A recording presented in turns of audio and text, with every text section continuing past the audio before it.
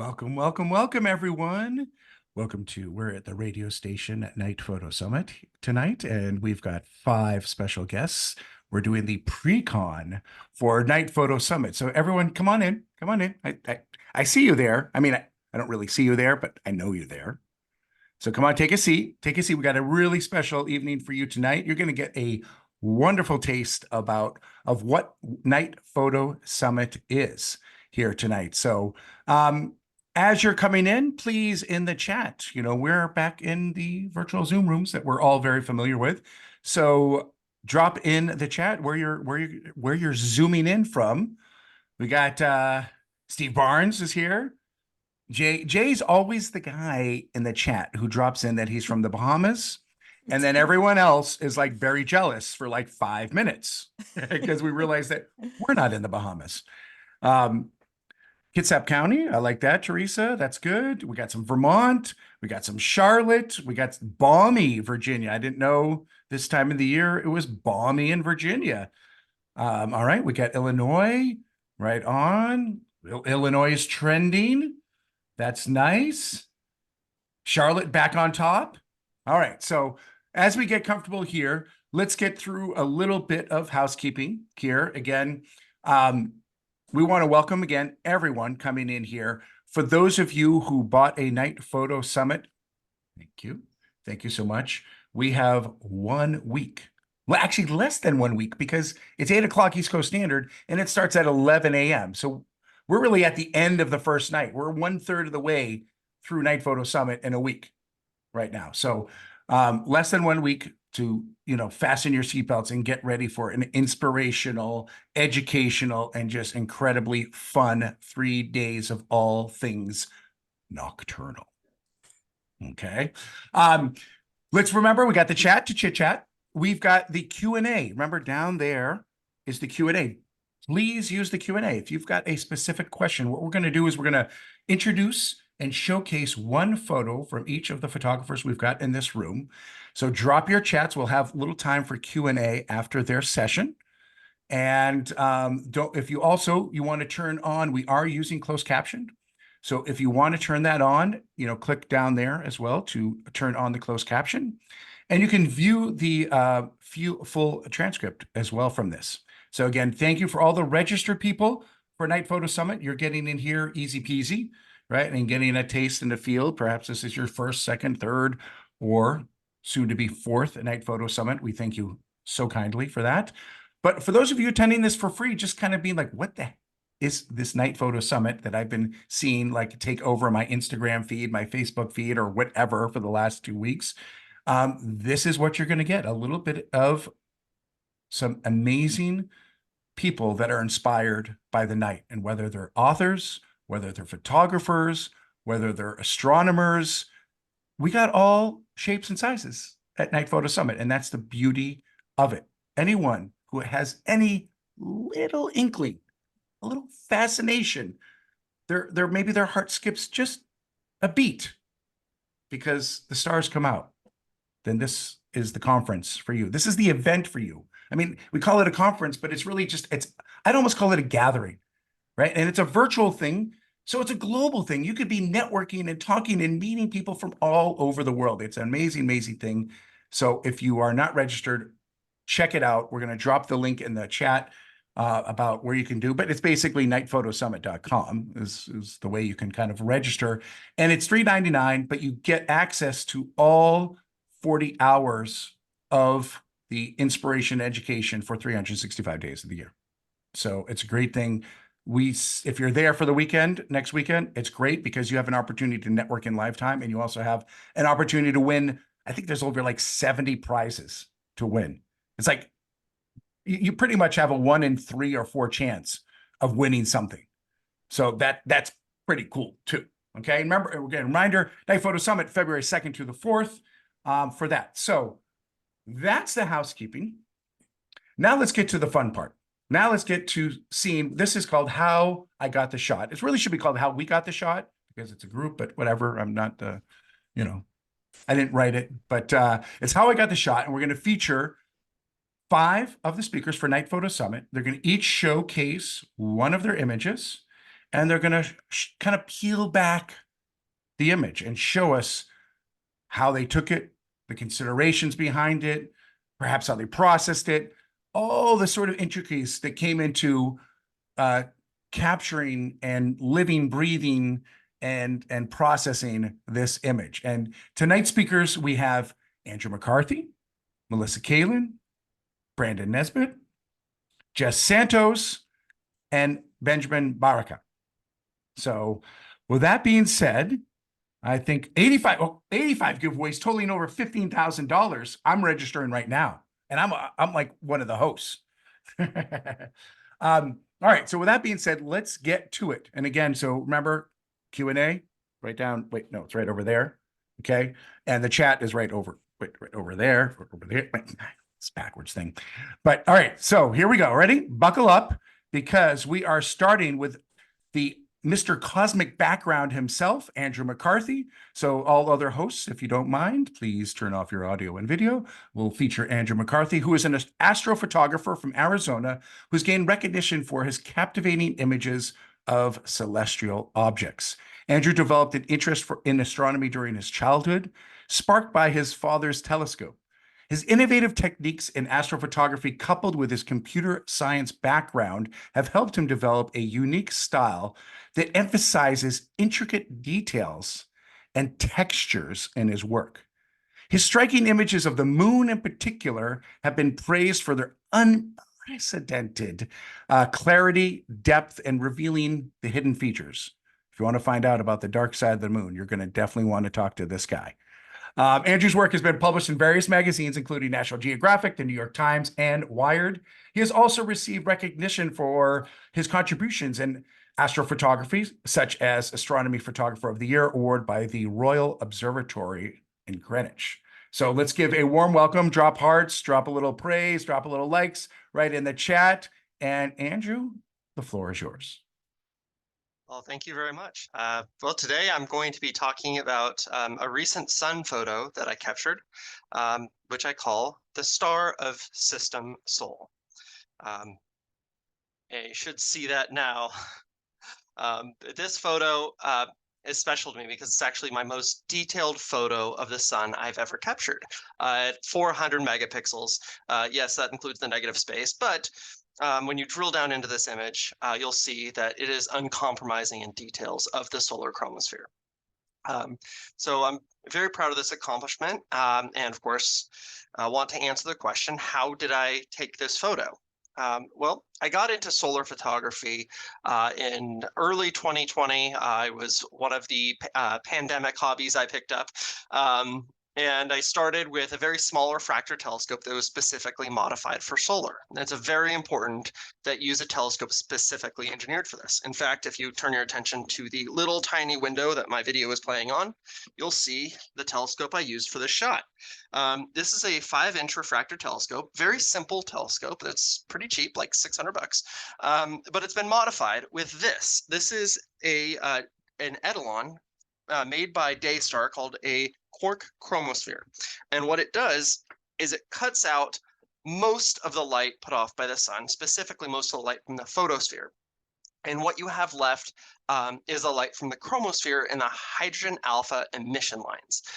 It actually doesn't look like this. It's like a more flat red color. And because it is so flat, I use a monochrome camera to capture it. And the raw data, which I would actually like to share with you, I'm going to switch here to this. The raw data actually looks like this. Now, visually, this would look red, but again, it's captured with a monochrome camera. But it doesn't look as interesting as the final photo. And why is that? Well, what we're looking at here is the chromosphere silhouetting the photosphere of the sun. So these little dark specks is almost like dust on a light bulb. So since the chromosphere is silhouetted, the best way to see it is actually by inverting it. And if you play around with the histogram of the image, you can start to reveal little details. As you can see, there was a hidden prominence there. Prominence, like almost the size of Jupiter, was right there in my data. And this is just done by brightening up that image. But in order to get to this point, you have to have really good quality data in your image. In fact, live through the telescope, it looks pretty blurry because of our atmosphere. And I actually have a live video here I'd like to show you as well. Bear with me, I'm still new to this part of Zoom. We got you. All right, here we go, All right. So this is how it looks live. Now, this is after I've already added color to it, but it hasn't been like gone through any kind of like sharpening or so live, you see it's wiggling an awful lot. Now, what I can use is a technique called lucky imaging to take thousands of photos like this, stack them all together, and then sharpen them. And when you sharpen them, you can get much more details because the data is so high quality. So let's go back to that screen I was just sharing here. All right, so by adjusting these sliders here on the left, I can actually resolve more and more details. That's probably too much. Don't want to deep fry it. And you can get like really good clarity on it. And that is, again, just because the data is so good. This is a single image that's a stack from 3,000 individual images.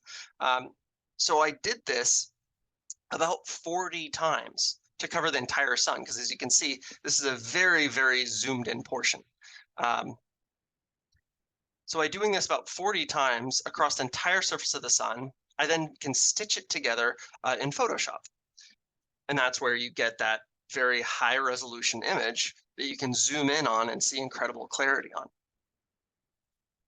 So this color is added in Photoshop using just a sequence of curves adjustments. By selectively increasing the reds and decreasing the blues, you can turn a monochrome image into a very vibrant color image. So this is one of the only times in astrophotography where it's necessary to actually add color to something.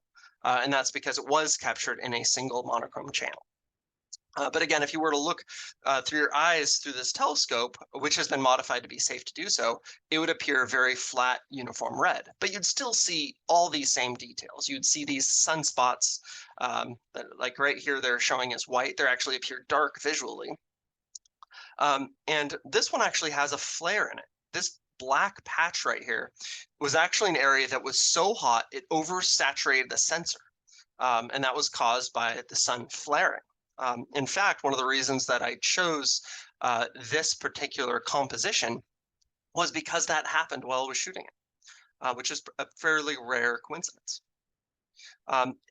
Now, this also involves a little bit of luck combined with planning, because I actually shoot the sun at this level of resolution almost every day it's clear outside. The challenge, though, is getting uniform consistency across the entire thing, because it takes about 30 minutes to capture the entire sun at this focal length, the way I do it using image stacking, lucky imaging, and so forth. The problem is, if you have good conditions while you're imaging up here, but not good conditions down here, now your entire photo is ruined. So I have to start over. So the day I took this shot, this was actually the third time I attempted to shoot the entire thing. The first two batches had to get thrown out because the conditions went south on me. And that was after about a week of doing this consistently. So even though it's only about 25 minutes of shooting to get this particular shot, it was actually probably more like a week of shooting because so much of it I ended up not being able to use. So that's in a nutshell kind of how this image was created, which is really a culmination of many different techniques, from planetary imaging, lucky imaging, to HDR techniques that are incorporated even with landscape photography. You can apply to solar imaging. Just because you do have so much dynamic range in the difference of tones between the center of the disk and these faint outer prominences. So I really don't have much more to say on the solar shot. So if you have any questions specifically about how this was done, or really anything else, I'd love to hear them. Well, I have a few, and please, folks, I don't see anything in the Q&A yet, but drop it in there. Otherwise, I'm going to probably talk ask quite a few questions. So Andrew, you're saying that this took a couple weeks to do. How many images are you approximately is this final file? This particular one was about 120,000 images. It was 3,000 images per panel and about 40 panels. But you know, it's captured. Well, I actually don't have one handy, I don't think, but it's captured using a camera that looks very simple. It's like just like a sensor, almost like a webcam, and a heat sink behind it. So it's not like there's a manual shutter activating or anything like that. I basically just go click to capture 3,000 images and it captures. So this particular one was, I think, about a terabyte of data, Okay. not counting all the batches I threw out. Yep. Because it's captured in a 16-bit format, and the camera takes 2 megapixel photos. Yep. Okay, and that was my other question. How big is that file? So you're saying this is a 1 terabyte file? Well, the final image isn't, because a lot of the data is It's stacked, compressed. so Okay. All it right. gets compressed down as it stacks. So this particular image, I think if it was the JPEG is a couple hundred megapixels, and I'm pretty sure the PNG file is over one gigabyte, just in the final image after it's been stacked and cleaned up. And you're selling this on your website. How big are you going with the print? Well, I actually just the sale for it just ended, but the print was 5 feet tall, the biggest one I did. I actually have one sitting next to me in my office. I'll turn the camera, but it's pretty messy in here. Uh, but unfortunately, that particular one came in broken. Thanks, DHL. Thank you, DHL. Wait, so we can't get this print anymore, no matter what the size? No, but you'd be able to get my next one, because I do this kind of often. So hopefully the next time it's even sharper and better. All right, okay. Stay tuned. How can people follow you to find out? Instagram cosmic_background is probably where I'm the most active. I'm also fairly active on Twitter/X as A James McCarthy. And we have quite a few people asking, what software are you using for the stacking? Oh, great. Yeah, great question. I use AutoStacker for most of the heavy lifting. AutoStacker will take my 16-bit SAR files, which are 3,000 bundled TIFF files. It will take those in batches, stack them all together for me, and then spit out one stacked image. That stacked image then goes into IMPPG, which is the software I was using a moment ago to sharpen and adjust the histogram, which then I then take it into Photoshop, and then Photoshop is where I assemble the final mosaic by hand. Awesome. And what's the next image you're working on? Is it of the sun, moon, something else? Right now, I'm working on a potential discovery. So as soon as I get off this call, I'm going to jump on and fire up my scope. So I can't really get into details on that. I understand it. I'm always working on something. I usually have 4 or 5 images in the pipeline. Yep. I've got a really nice shot of the Iris Nebula that I'm almost wrapped up on, which will I'll probably be sharing on my social media channels in the next couple days. Okay, and then my final question is, I see you've got amazing pictures of the moon. You've got amazing pictures of the sun. Where are you going to be for the eclipse? Interesting story. I actually don't know yet, because I'm going to base where I'm going to go based on the best seeing conditions the country has to offer at the time, which I won't know until probably about 24 hours before. Most likely Texas, because that historically has very stable atmosphere, because the Gulf of Mexico stabilizes those upper layers of that atmosphere, which makes for really good seeing conditions, which can give me much sharper details on the eclipse. And I plan on shooting it with maybe like 5 or 6 different instruments at once. So it'll be a very complicated shot. So no talking to Andrew while he's photographing the eclipse. I will have noise canceling headphones on and classical music playing to like calm my nerves and get in the zone. I love it. I love it. All right. Well, thank you so much. Really appreciate. Beautiful shot. Upset that I didn't take advantage of the sale while it lasted. But look forward to the next. So, all right. I'm going to go a little live here. Okay. So next up, we have Benjamin Barakat. If you can, Benjamin, you can turn on your screen. And Benjamin is a renowned night photographer who has been awarded the prestigious title of Milky Way photographer, not once, not twice, folks, but the last 3 years. I had a really engaging conversation with Benjamin about a week ago on Instagram Live. If you want to go listen to that, we had a super amazing time. He's tuning in from Switzerland as well, folks. So I think it's like 2 in the morning or something like that. So give him a little shout out. Give him some hearts for that, for kind of coming in late at night for this pre-con session. Benjamin has been captivating celestial imagery and shares his expertise through international photography tours and workshops, guiding enthusiasts on the art of capturing the mesmerizing night sky. His unique blend of artistic talent and scientific inquiry mark him as a leading figure in the realm of astro landscape photography. So very, very excited to have Benjamin as a first-time speaker at Night Photo Summit. And Benjamin, you have the floor, and everyone, do your thing, drop in the chat, give me some hearts, all that stuff. All right, it's all yours. Where are you taking us? Thank you, Gabriel, for that introduction. Today, I'll be taking you to Dead Valley. That's the desert, also the Namib Desert of Namibia in South Africa. So I'm just going to share the screen and jump in right away.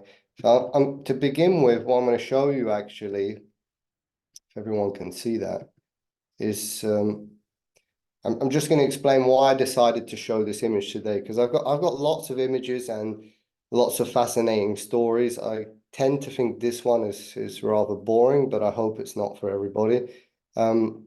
Originally, I've picked, it's not this picture, this is actually a time lapse that I'm going to be showing you, but this ended up resulting in the image that I'll be showing you afterwards, and the image I'll be talking about. And I've decided to use this image in particular because at the Night Summit, I will obviously be discussing my topic, which is it's titled Celestial Trails. It's about star trails. And yeah, basically the original plan was not to capture a star trail this night. The original plan was to capture what I'll show you now as a time lapse. I won't play it all because it's rather long. It's about 30 seconds.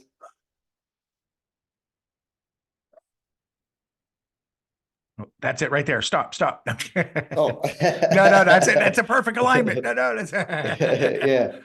So, I mean, this was actually my first time to Namibia. I was hosting a tour the same time. I've done that in the past.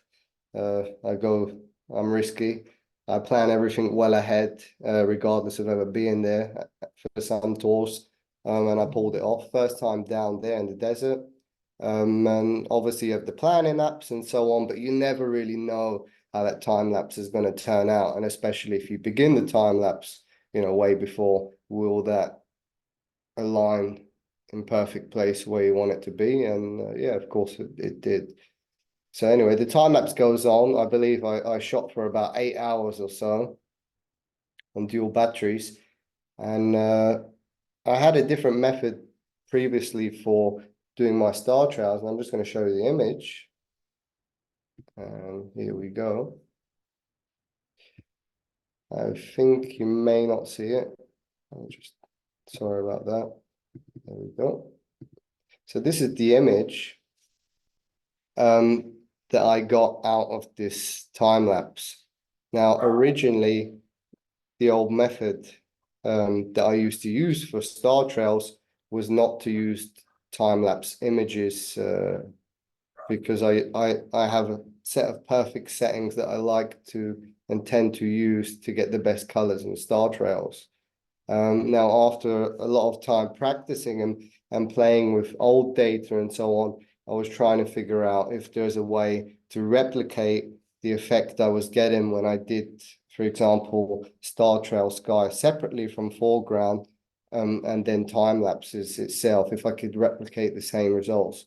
Because to clarify that, I'll make that sound easier. If you're taking a picture, a nightscape picture, foreground and sky, and you do the stacking and blend and so on, and you shoot the sky by itself, and the foreground by itself, you get a much better result in the end, more details, more colors, and so on, and less noise than if you took a single image, right? And the same when you take a time lapse, it's a lot of single images, and when you stack them into a star trail, things can get noisy, things can get messy, and obviously the settings are not optimal for both sky and foreground. It's a bit of a sacrifice of both. So anyway, eventually, and that's what I'll be talking about too in my presentation, is how you get those colors, because everybody's asking, how do you get those colors? A lot of people don't believe they're real.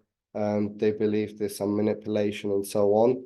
Of course, there's some manipulating. I mean, most of us are using Photoshop to edit our images, whether it be star trails or just night sky photos. And there's always those, the saturations and hues need to be played around with and so on. So yeah, I threw this the time-lapse images into star stacks. And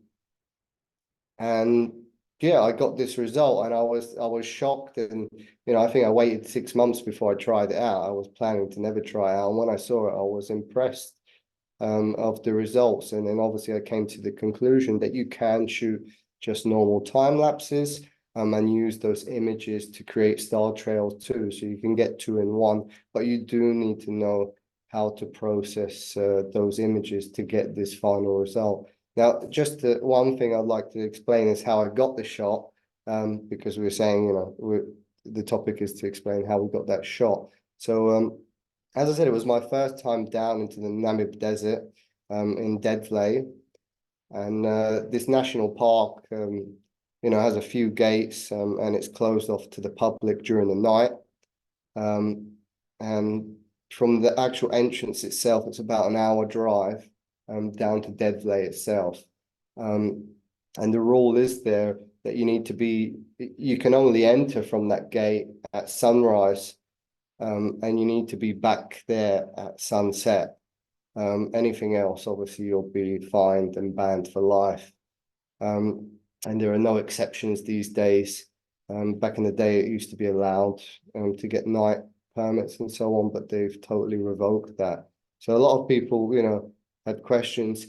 How did you capture that shot then? Is it fake? Well, everybody saw the time lapse, so it's not fake. And yeah, the good question is, how did I pull that off, right? And wherever I go, I connect with the locals and so on, the rangers and I try to make friends and get accesses to such places. And this one obviously was a bit, this was the first night I was there. I stayed there 3 nights. So the first night I didn't try to get the full night access, but I did ask a question, to the rangers and that if it was possible, and they said no, it's not possible. And I said, okay, and what about leaving a camera inside? And of course they replied, that's not allowed either. And if you were, obviously your camera could get stolen if someone is hidden there in the desert, or someone arrives before you in the morning. And the other thing would be maybe the wildlife. You have jackals and oryx and hyenas who do like to smell out the scent of humans. And when they said that, I got directly excited. And I was about the hyenas, and I was like, that is so worth getting the camera destroyed. Because I had a wide angle lens on, I was like, if I get just one shot with the Milky Way and this dead tree and a hyena, photobombing my shot, then it would be also totally worth it. And I was like, I'll take the risk anyway. Obviously I set up my camera there because I was the last one there. I left a bit later than was allowed, and the rangers were a bit nice and allowed me to stay a bit longer. But I also got in first in the morning with my group, and of course, I was kind of hesitating or worrying that the camera might be gone or destroyed. And of course, it was a great feeling to see my camera sitting there. It was actually still shooting the next morning. It had been going on, I think, 10 hours in total. So I had to delete quite a few images because they were overexposed in the end. So that worked out. So yeah, that's how I got that image. I'm just going to open up the Q&A because I may have missed some questions on the chat. That's an amazing story, Benjamin. I don't know many people that would leave their camera no matter, even if it's their backyard. You know, well, okay, maybe their backyard, but to leave it someplace, you know, and risk it I out there think is. I think I'm more afraid to leave it in my backyard here than in places like that. So I Yeah. imagine after that, and I saw the camera the next morning because you know I told my attendants that were on the tour, I was like, if you want to do it as well, you're more than welcome to, but don't feel pressured, of course, you know. It's, Yep. and I did clarify that before we started the tour. I was like, that is what I'm going to attempt. I said there's no guarantee of night access at this place. And obviously after that, well, half of the group were setting up their cameras the next night and leaving them inside. And everybody joined in, and that was it. I put all my cameras each night. But actually the last 2 nights we got there anyway, we managed to work out something with the Rangers, and they allowed to let us Nice. stay, not the full night, but quite a good Enough. portion Yeah, in, enough. yeah, enough to get some good shots. I mean, I got a lot of shots from there. Nice. So Any hyenas? no, not that night, unfortunately. I didn't capture any. We had a few surrounding us in some other destinations, in some other locations in Namibia, which was Yeah. quite interesting. First time I've been, let's say, close by. I could not see them, but they were close by and, you know, like laughing in a gang, which was quite exciting. You know, it was a lot of the group came from Europe. So it was our first time, you know, really seeing and hearing such wildlife going on around. I mean, we stumbled into giraffe in the night on the road, Wow. like just coming out on the road in front of the car, like out of nowhere, out the bushes. Quite a few other things, you know, some Nice. rhino, Wow. some bumping into rhinos, Yeah. and so on. So it was an exciting adventure. Yeah. So we've got a few questions in the chat. Most of them are like technical to, and I'm going to kind of bunch a few of these together because they all kind of lead into it. One is, what was your exposure like for this shot, for that time lapse shot? And people are saying, I assume that you started the sequence before full dark. And how much time between each time lapse? All right, so yeah, I probably started this time lapse a bit after sunset. So you can imagine the first hour to hour and a half was pretty much useless. Obviously, I've been doing this quite a long time, so I have my go-to settings. I know which lenses I use, and which setups, and I always know the exposure time that is obviously needed and the ISO and so on. But working in a place like this, the only time it really differs is when it's very dark conditions, then obviously you need to take into account that the foreground might still be very dark, even with a high ISO. But I took a risk with this one anyway. I went for ISO 3200. I thought that would be relatively low, but if I went a bit higher, I think I would burn out the sky. Obviously, I was shooting on a Sigma 20mm art at the time, f1.4 lens, so I decided to shoot wide open f1.4, take advantage of that aperture, and yeah, as I said, ISO 3.2, and the exposure time I believe was about 20 seconds. So on a 20mm lens, obviously with the 300 rule, it would be advised to shoot at 15 seconds. But when I shoot time lapses, I tend to push it a bit more, because in the end, no one's really going to see those trails. And I actually did do a stack of like 10 of these images with the Milky Way when it was like midpoint, and that came out good actually. regardless of the longer exposure. Now, Jay, from where is it, Bahamas? Yeah, Jason. Bahamas. That does sound good. How much time between? Obviously, you mean let's say the interval. Yes, the interval. Yep. Between each capture itself. I believe on this night, I think I put about 4 or 5 seconds, just because obviously I had to shoot that long. And I didn't want the batteries to run out. I had dual batteries on that camera, and those dual batteries lasted me, as I said, around 10 hours. It really held out. So you were using yeah. a grip. You were using a grip with 2 batteries. Yeah, exactly. Yep, A grip perfect. with Okay. 2 batteries, and it was the old what was it, DLSR, the Canon 6D back then. So it was nice. quite Okay. good with the battery consumption.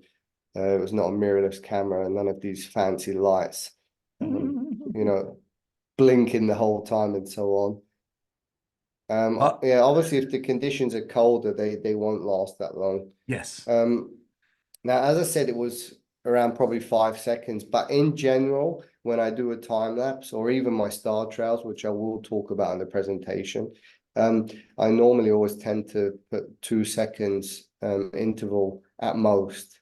And it really depends on, if you're shooting in summer and the dark night is quite short, and you have a short time lapse, obviously maybe it's going to be only 2 hours, then I may obviously cut that 2 seconds down to 1 second. Obviously to save, within every minute or so, you'll save a few seconds, so you'll get a few more exposures at the end of the night. But those 2 seconds are only really there normally in general, so I can press stop and just check what's going on. But as I said, at dead flay, I wanted to make sure the battery lasts, so I put 5 seconds, and I was like, anything too long would result in some jumps in the time lapse and so on. Excellent. So one last, it's more of a comment than a question from Nancy is, and she's basically probably saying what we're all thinking, and as a wonderful sort of thing to always have in the back of our brains is, a willingness to take risks is what separates average photographers from great ones. Well done. So, and that's true. It's like taking that risk and saying, okay, I can leave that camera there that night, and and we'll see what happens. We'll see what happens, and we'll see. Ended up being pretty darn cool. And thank you so much for sharing this. Again, folks, if you want to learn more about how to make these celestial trails, you'll definitely want to check out Benjamin Barakat's class at Night Photo Summit. I believe he's going the first day. So thank you so much, Benjamin. Really appreciate your time. And thank you, Gabrielle, and yes. thank you everyone for listening. I did babble on a bit. I tend to do that, so you'll get to see me do that more if you're into that on the Night Summit presentation. No worries. All right, again, let's give him a warm farewell. And then next up in the queue, bringing on board, let's bring up Brandon Nesbit. Brandon, you still here? You in the house? Here he is. Right on. There he is. Hello, Brandon. Oh, we got your audio.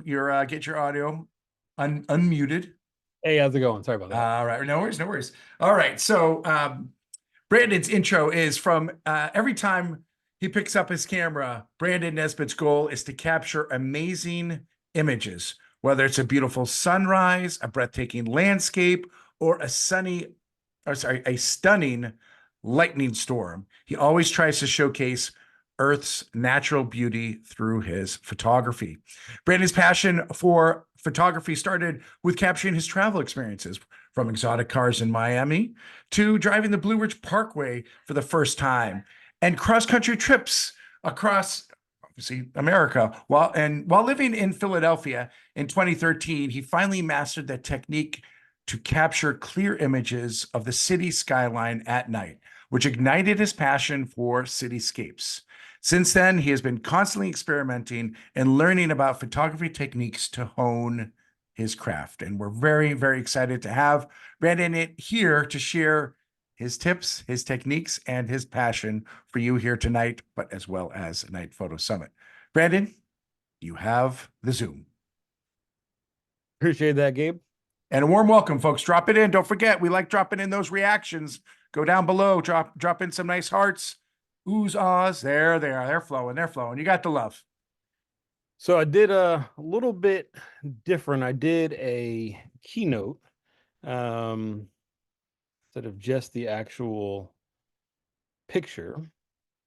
I'm gonna start that share. All right. So got the how I took that, and this is my image here.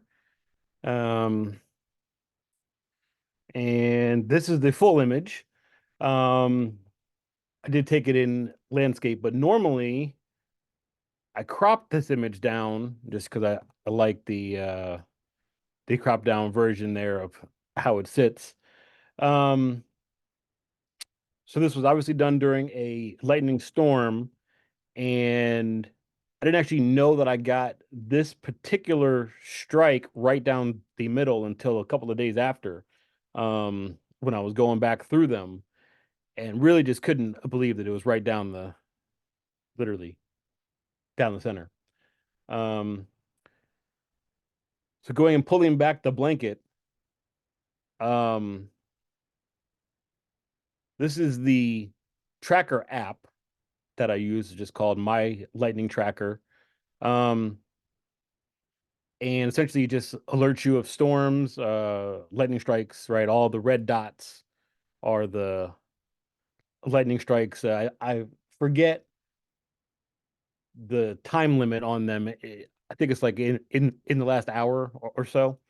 So started this is about an hour west of St. Louis, which was where the photo was.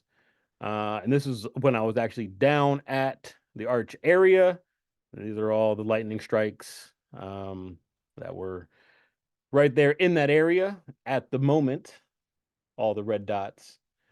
This is just a cell phone photo just to show the conditions, and essentially found the perfect lineup. Now, I don't recommend this, seeing that this is the tallest structure in the middle of a field, next to a metal arch and metal stairs and metal railings during a lightning storm. But this is how it was done. This tool here is called a strike finder. It sits in the hot chute of the camera. It's supposed to, oh, and that is their link down there. It's not affiliate link or anything, just for info. It plugs in to the hot chute, and then there's the cable that goes down to the remote trigger plug on your camera. You set up your manual settings, and it's supposed to, from their site, that it senses the infrared light from the lightning, and it's supposed to fire off when the lightning strikes. That's what they say. I've found it was kind of hit or miss in my use of it. You can also set the camera to just automatically take photos every few seconds. Obviously, if you do that method, well, in a large storm like this, you'll still get some photos. But if you do that method, you'll just end up with a lot more photos to look through. Obviously, you'll fill up your memory card faster and kill your batteries faster. But both ways will get you stuff. This is the video, kind of live of it. I don't know which one of these strikes was that photo, but you can just kind of see how much lightning there was at this moment. Again, standing in the tallest structure in the middle of a field. It's kind of wild, and not advisable. Here are some of the other images that I got during that whole storm. And then I actually moved to a different spot in the city because so this storm I don't know, it was massive. And just kept shooting off lightning. So I went to the other side of the back in the city side over in the courthouse and I got this photo here. And then also I'll just go back to the original one. Um, but yeah, chasing lightning. It's a good time. Obviously, can get a little interesting. Um, luckily I have had zero issues. But I love like the spontaneity of it, right? Just you can set up for a good storm and still get nothing, or set up in a storm like this and get a photo of lightning down the center of the arch. Um, so yeah, that was amazing. Um, I'll do the Q&A. Wow, Brandon, we love our national parks, you know that, and this is just really the perfect lightning strike. You nailed it. A couple questions. We got questions in the Q&A. I've got a few questions. How long were you out on this side, shooting and waiting? This one was probably about 3 hours. Okay, and Yeah. then you went on the other side Yeah, for and that another. nowhere near as long. I was exhausted by the time Yeah. it was by the time it was done, or yeah, the time I went to the other side, somewhere around midnight. Okay. And the storm by that point had passed a little more, even though there was still a lot of lightning, and I probably could have stayed out and probably When do you got some say more no? When do photos. you say no? Right? Yeah, When do you say it, stop? You know. exactly. Um, so yeah, it was probably about midnight ish. I called it a quits. Okay. Yeah. And good question here coming from Kennedy Keith is, how do you keep your gear dry? I mean, lightning means rain, right? You know. Indeed, which is why I was standing under the tallest thing in the field. For that exact reason. Yeah, because it was when I got there, it was pouring. If anybody has been to the park that's across the river from this, you know that from where you park to where you actually get under the structure, it's a decent distance, and if it's pouring, You're gonna get that's wet. no fun. Yeah, Yeah. yeah. For mine, my cameras are weather sealed. Obviously, we know that doesn't mean waterproof, but Yep. Yep. there is that. Um, but you just try to stay under something. The other times I've done the lightning ones, once I was on again a metal roof, a tin roof, here in Greensboro, North Carolina. Again, not advisable. And then the other one, I have one of New York, and I was under the rear gate of my sister's SUV, as the shelter. Uh-huh. Uh, and it worked. Yeah. Wow. All right. Okay. Well, stay dry out there because you do a lot of lightning stuff. So, keep you and yourself dry. Yes. We have Nancy's asking, was your arch shot a standalone exposure or did you pull it from video? No, And an amazing photo. standalone. Yeah, yeah. So, this particular one was a 2 second exposure. Okay. And yeah, it was essentially and on this particular one I was only using the strike finder. So Mhm.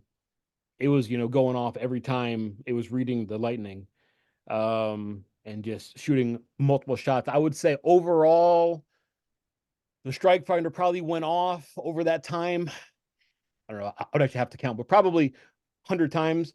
And I would say probably like 15 separate, like really, really good strike photos.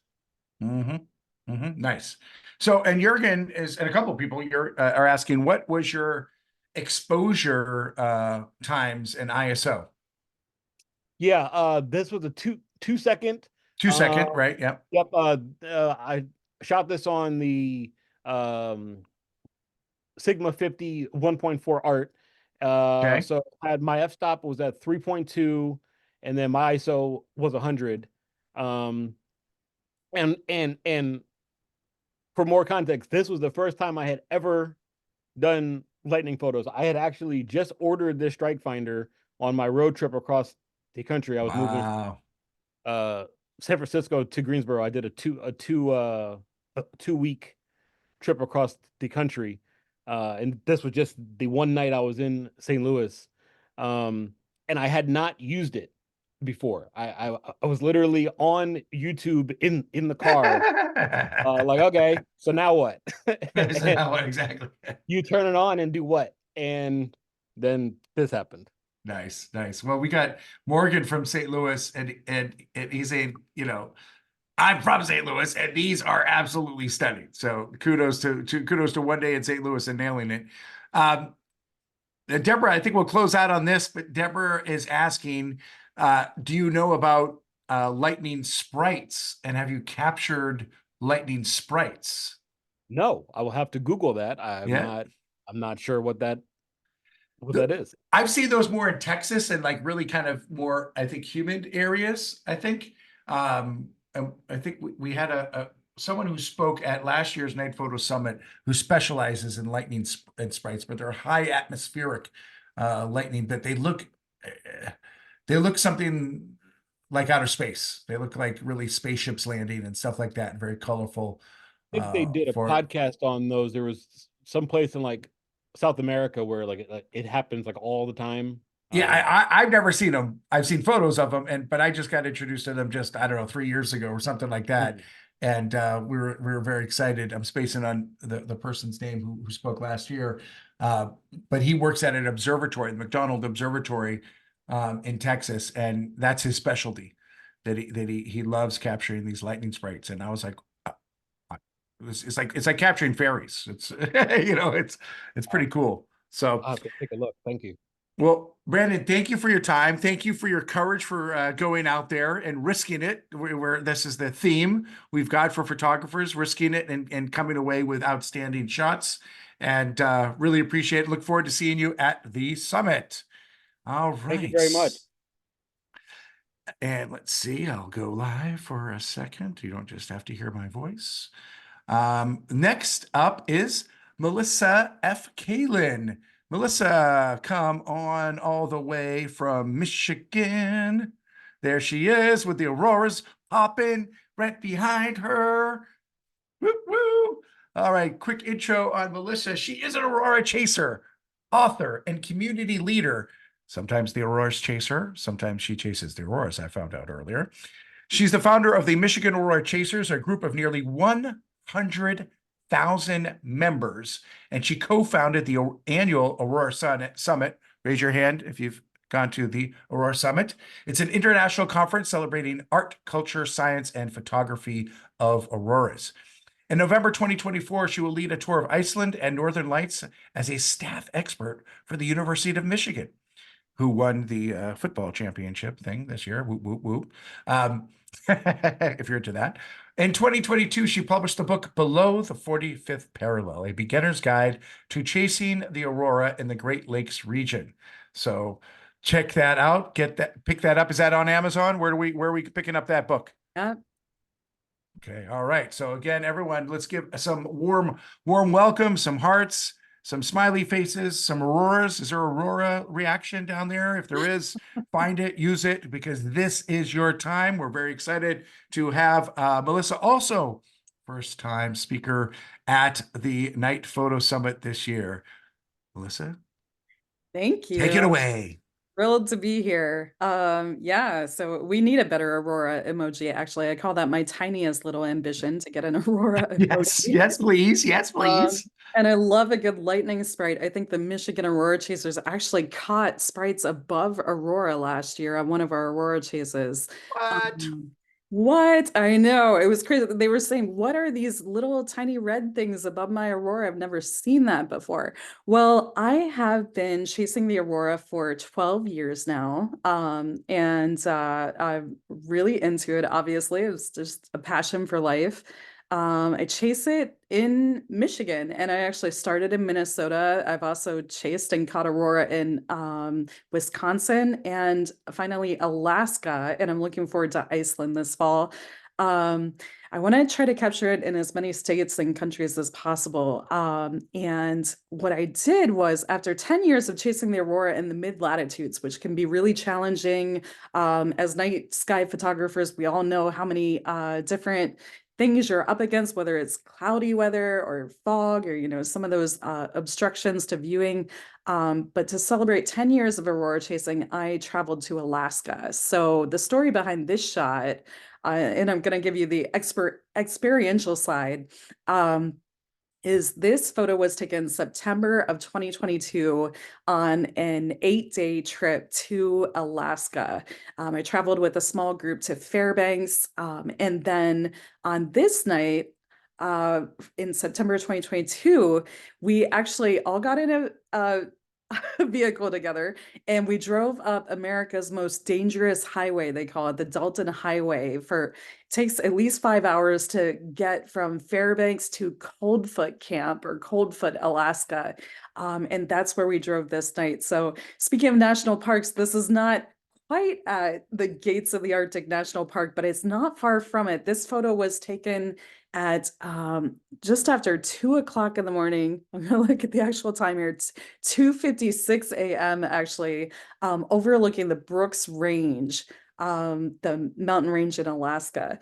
And to get this shot, we took that drive where you lose all cell phone service and you're off the grid for 5 hours, driving through the bush.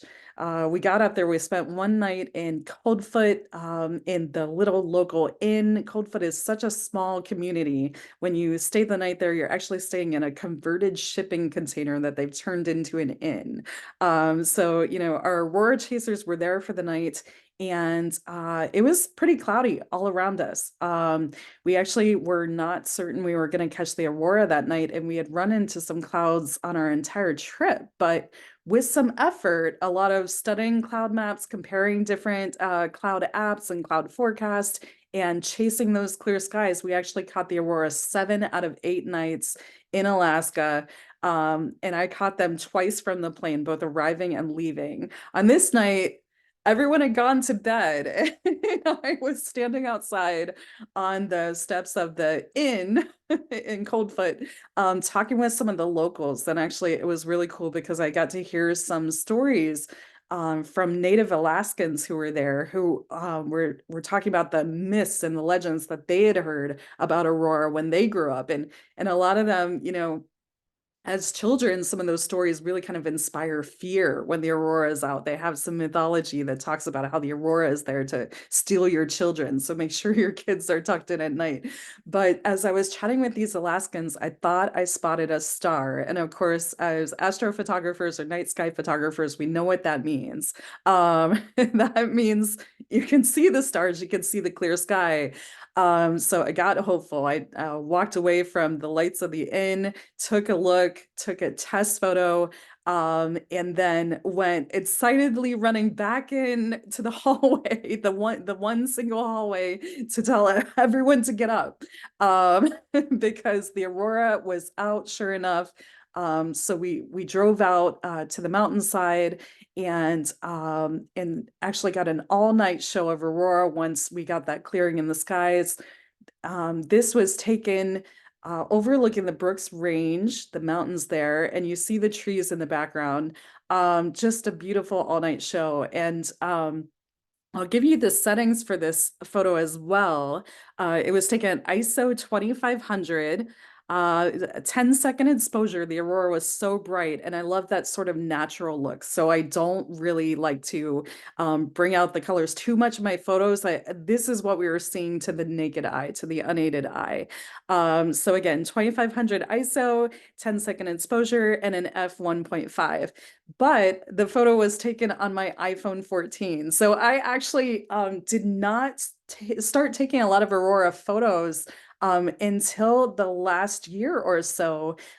because I've been hanging out with astrophotographers for years, watching them work their cameras and their tripods and their settings at night, watching them go through their editing process.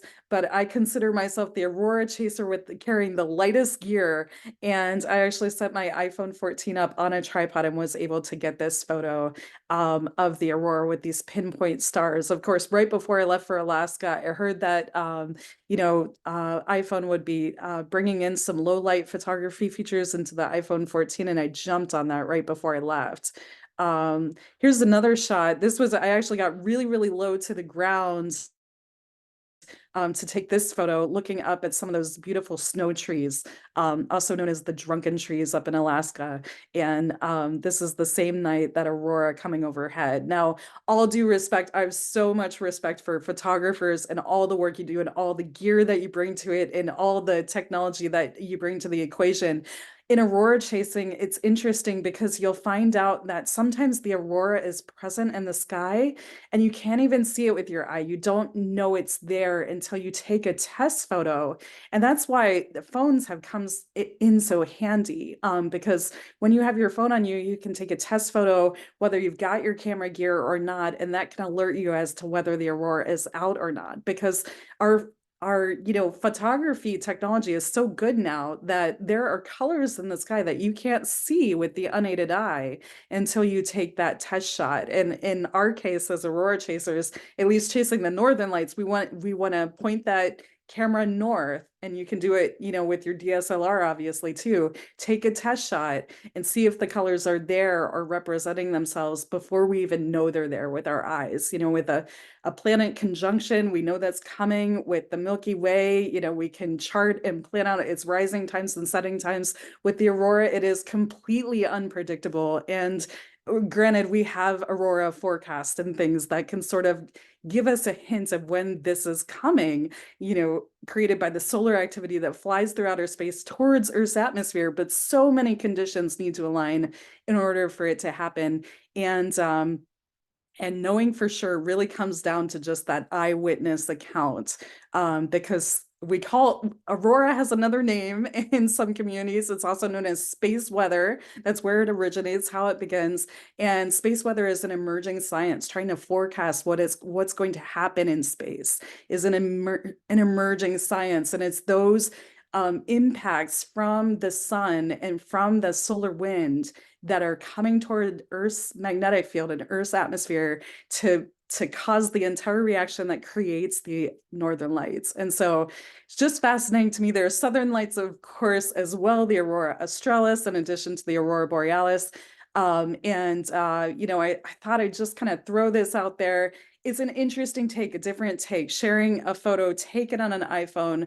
But wow, have they come a long way in technology, and really having that phone with you on the chase is going to help you so much, photographers and beginners alike. So I like how accessible it makes this to beginners. Indeed. Thank you so much. We've got a question from Andrew in the chat, Melissa, that is asking, did you just capture this in the native phone app in the iPhone, or did you use a separate app for Yeah, the actually, shot? just the native iPhone is actually an iPhone standard. It's not even the Pro, and it was set on a tripod. So you need the still tripod, but when you go to night mode, you can get the full extent of their exposure capabilities, and it goes up to 30-second exposure if you have a completely still tripod set phone on night mode. Yeah. So you've been chasing the auroras much longer than you've been photographing the auroras. That's very true. So what's a perfect night of the auroras? Like, let's take out the photography, factor. Yeah, absolutely. Yeah. Well, I consider myself a naked eye aurora chaser. I'm really looking for those aurora displays that are colorful to your eye. You can watch them move and glow and dance and pulse and sparkle with all their speed and wonder. So a perfect night is, it's like a lot of night photography, low moonlight, At the peak season falls from the fall to spring every year. So generally September to April every year is the peak season for aurora. Of course, 2025 is solar maximum, an 11-year max in the solar cycle that creates aurora. So it's a great time to be chasing, but they're often strongest closest to midnight, closest to local magnetic midnight, which in Michigan is pretty close to midnight. We get those really dark conditions and long nights in the winter where we can see brilliant aurora, and you need everything to align. You need not only great weather on Earth with clear skies, no fog, no mist, things like that, but you also need a really high density, a high solar wind speed, a negative BZ, which I'll get into in my talk at the Night Photo Summit. In all these different conditions to sort of work out, especially if we want to see the northern lights as far south as the lower 48 states, because of course they're much better in the Arctic Circle. Yes. So, okay, we got a couple location questions. Margie from Pittsburgh, is asking, is there a place in Michigan that you would recommend, like a dark sky place that you recommend? Because she's not that far away. She could drive. Yeah. Yeah, well, ironically, Michigan is not the best place in the lower 48 states to see the aurora. In fact, we're the 7th cloudiest state in the country. Oh my goodness, what We the? get a lot of clouds. In fact, our Michigan aurora chasers are just waiting for our next clear skies that last all night. But the Upper Peninsula of Michigan, especially in the Keweenaw Peninsula, Copper Harbor, they have an international dark sky park there. That's really great. Anywhere along the Great Lakes actually is going to give you some beautiful dark skies facing out over the lake. And actually, Minnesota and North Dakota are some of the best places. Minnesota, North Dakota, and Michigan, Wisconsin are all located directly under the auroral oval when it gets really strong. So they're great locations, but you're going to get more sun and more clear skies out a little bit further west. I'm going to give a shout out to Sleeping Bear. National Sleeping Bear Dunes, beautiful place. I love that. I go there every like I said, we were talking earlier. I go there every a Labor Day weekend, and I've gotten mostly clear skies. I've gotten some clouds, but mostly clear. That is awesome. So well, and I live in Ann Arbor. In the last couple of years, if you really learn how to forecast aurora and catch it well, you can see some very strong geomagnetic storms is what creates the aurora. And I have caught them just 30 miles from Ann Arbor, visible to the eye with brilliant pinks just exploding in front of me.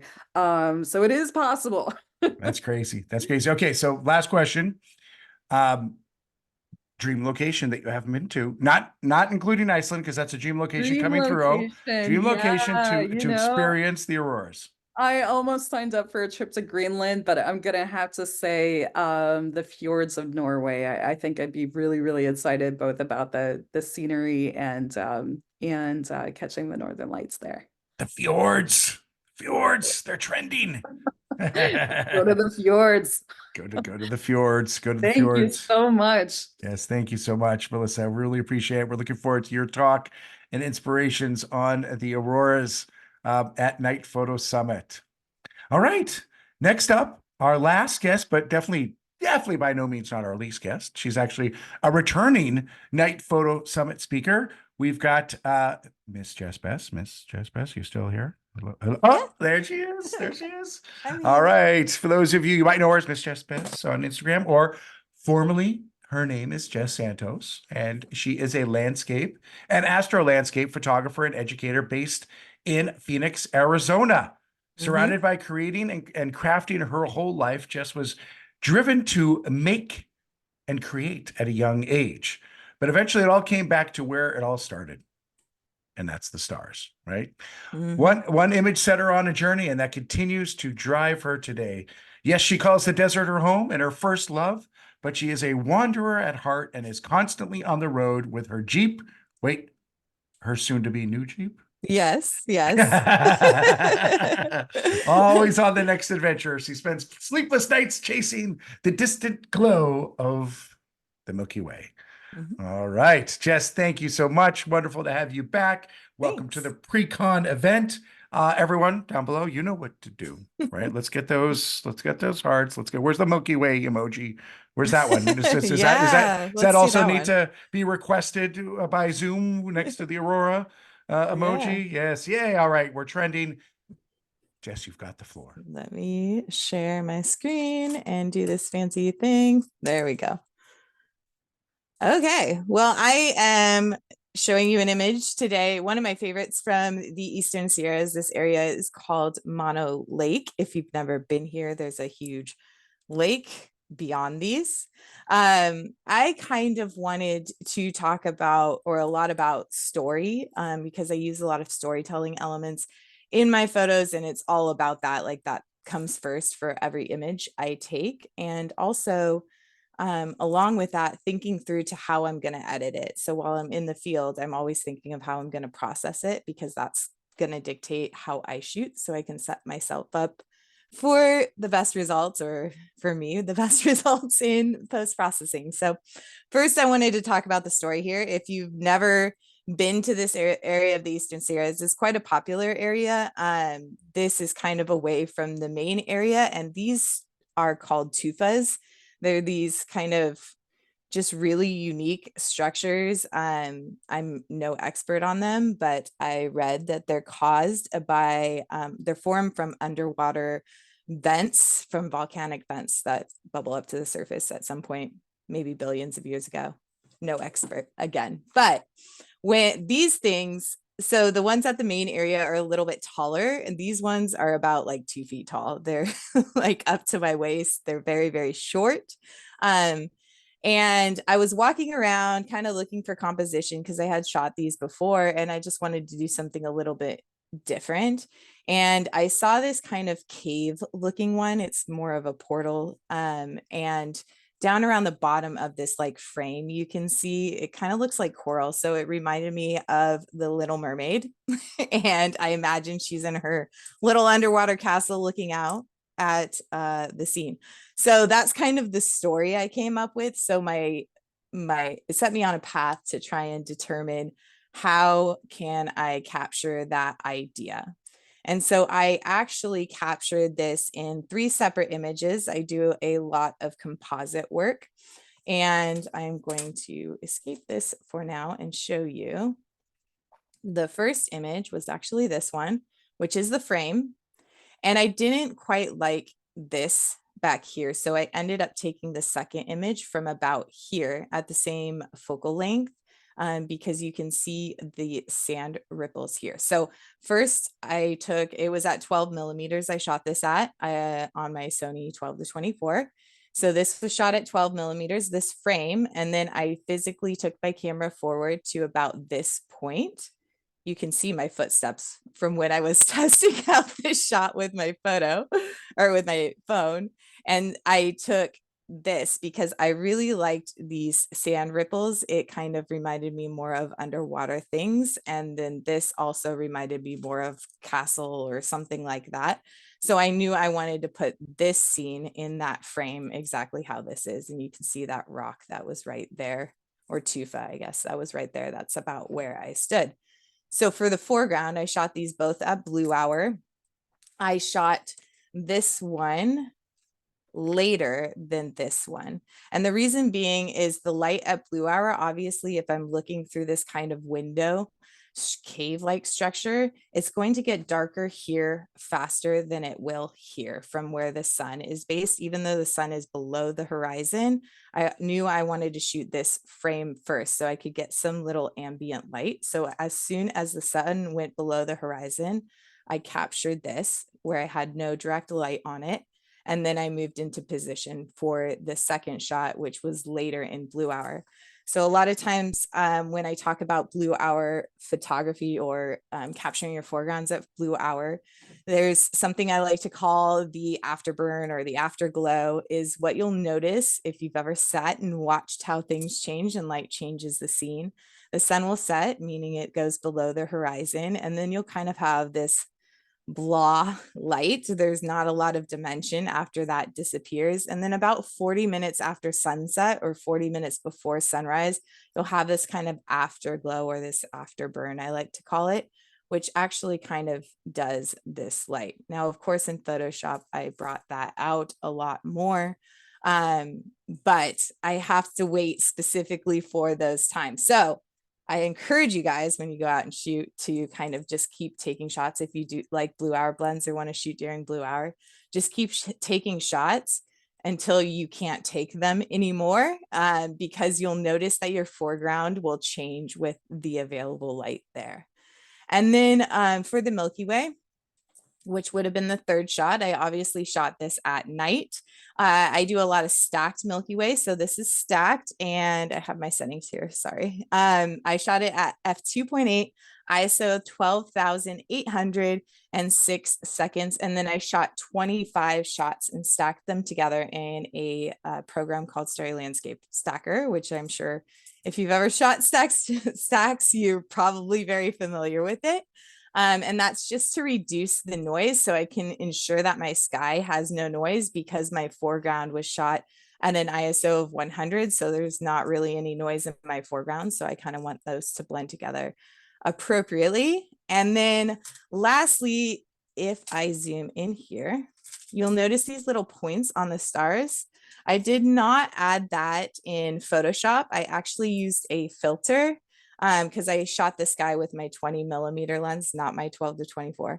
I added a filter on that, and it's called the Star Effect 4. So it has 4 points on it. So I don't use this all the time, but I like to use it in my more like fantasy fairy tale type images. So it's one of those things that, again, I don't use on every single image, but if it helps the story, I feel like in this case it does. So I decided to use that sky. So yeah, that's how I got this shot. Awesome. Thank you so much, Jess. My first question I have for you, and folks, drop any questions you want in there, but my first question is, when was the last time you were in reality? Never. No, just kidding. I live in this fantasy dream world. Well, Where thank mountains you. look like dinosaurs. Exactly. I love it. I love it. We got so many comments, of otherworldly, fantastical, and, dreamlike and everything like that. So you have such a strong vision for many years now, and you do such an amazing job of bringing that to us. So you use a lot of different techniques. You see the shot, and you seem to have a good understanding. Okay, I'm going to need to switch lenses, move my camera, move my lens, and stuff like that. How complex is this? In terms of like for composites, it like technical skill, it's actually not that technical. It's very simple. It takes the foresight through to what it's going to be used for and how it's going to look. Like that's the most important thing. And then also taking weight. Like I took pictures all around this area, not only inside the cave, so I caught different angles, but also outside, like on the other side of the cave when I shot this portion. So I took a couple different angles, but most importantly, making sure that this subject is small enough that it can fit in this frame and I have enough space. It really takes a lot of visual like thinking into the future and what your future self is going to edit. But the more you do it, the more you practice, the better you get at it, and the easier it is for you to see things like this. But in terms of technical, like this is just a mask. This guy is just a mask, so it's not super advanced in terms of editing or anything like that. Like it obviously is a little more advanced than Lightroom or basics. But in terms of what you can do in Photoshop, it's actually relatively on the beginner side. If you know how to use a mask, you can create this. Well, I think you made quite a few of us just go, phew. And just a reminder, folks, that Jess Bess will be teaching night hacks, Photoshop tips, and tricks. So this is exactly what she is going to be teaching, showing you how to make these kind of what looks like a very obviously beautiful but complex image quite simple. Yeah. right? So, Definitely. so definitely want to take her class. All right, the questions are coming in. All right, here we go. Kennedy is asking, was the sky shot, the 20mm shot, from the same position as the second shot? So the 20mm, I am a big, you could have, yes. I did not, because I have this conversation with friends all the time. I don't like to suffer for the shots. I like to get my blue hour and then go hang out by my car, have hot cocoa, set up my tripod, shoot the sky. So this sky was actually shot in the parking lot for this location. So, I mean, you're a mere, it's less than a quarter-mile walk from the parking lot to here. So relatively the same area, but not exactly the same area. I did move my tripod back to my car so I could sit and enjoy. Nice. Nice. Exactly. By the way, Jess's hot cocoa is quite legendary. Lots of marshmallows. Lots of marshmallows is the key. Exactly. Nancy is asking, how long does it take you to do, quote unquote, all the post-processing on a photo like this? It's incredible. Just absolutely beautiful. So for me, again, I do this a lot. So it's about 30 minutes to an hour to process this. If you've never done this before, I'd say it'd probably take you about 2 hours, maybe, depending on how familiar you are with masking. But other than that, like I said, it's just the majority of it is a lot of masking and then stuff you can do in Lightroom. And I mean, are you using anything other? I mean, are you using Lightroom at all, or organization, or are you using Bridge, and just going right into Photoshop, or are you doing some light stuff in Lightroom? So my process is always, I love the organization from Lightroom, and I come from a wedding photo retouching background where we primarily use Lightroom and Photoshop for some things. So I'm very into Lightroom. So I use Lightroom for the organization. I also do a lot of global edits to all the foreground as well as the sky in Lightroom before bringing it into Photoshop. And Photoshop is the more like putting it together. And then like dodging I do in Photoshop, some color work and stuff like that. Awesome. All right. Well, let me get on to just thank you formally here. Jess, thank you so much for your time and amazing shots and inspiration. And again, thank you for joining us next weekend at Night Photo Summit. We look forward to seeing you then, as well as, of course, always seeing you under the stars. All right. So let's do a little housekeeping, folks. Again, thank you everyone for attending. This was a nice little less than an hour and a half taste of what you'll get at Night Photo Summit. Again, most sessions are about 45 minutes with 15 minutes of Q&A. We'll also have networking rooms at Night Photo Summit. We have different planets that you can kind of go hang out with. And that's a popular thing. A lot of times speakers will have after their session, especially if they have a lot of questions, they'll say, meet me in Mars afterwards, and we'll continue the conversation. And we have lunch breaks. It's a lot of time to network with attendees, with speakers, and then we have a ton of speakers. We're gonna have a lot of a virtual expo hall for you to also be there for the first time ever. Canon and Nikon are sponsors. Canon, Nikon, Sigma are sponsors of Night Photo Summit, so we're super excited for that. We love each and every one of them, and we know whether you use one brand or another, there is a ton of information and a ton of technology that they are helping push along our night photography dreams. B&H, of course, they'll be there with their famous show specials. And like I said earlier, but I will just quickly recap. We said there was, we've got maybe dozens of giveaways. We've actually got 85 giveaways. This is an all-time high for a Night Photo Summit. We've got 85 giveaways, over $15,000 of gear and software, et cetera, whatever is going to be given away. So, again, if you've signed up, thank you.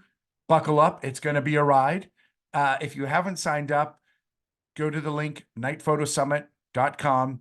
and sign up. Again, remember, we've got this wonderful weekend, February 2nd to the 4th, for you to take advantage of this. But also you've got, we run sometimes 2 to 3 tracks per session. You can't see it all the weekend, but you've got 365 days. I spend the whole year catching up with my friends under the stars, virtually, as well as in person. So again, February 2nd to the 4th, 35 presenters, 40 classes. We're going to have a panel discussion, image reviews, right? So get your images that you want feedback on, not your best images, not your favorite images, images you want feedback on. Get those ready for you. And again, we're going to have a ton of camaraderie, fun, and community building of people that have just a little bit of love, a little bit of passion for the night.